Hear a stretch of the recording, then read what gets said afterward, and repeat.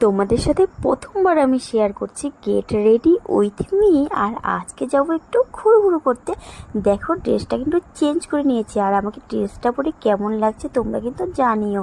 তো যাই হোক, এখন কিন্তু মুখের মধ্যে দিয়ে দিচ্ছি হচ্ছে ভরে ভরে সানস্ক্রিন, কারণ বাইরে কিন্তু প্রচুর পরিমাণে রৌদ্র দিয়েছে। আর এখন দিচ্ছি হচ্ছে কাজল, আর আমার কিন্তু চোখে কাজল পরতে বেশ লাগে। তোমাদের কেমন লাগে তোমরা কিন্তু জানিও।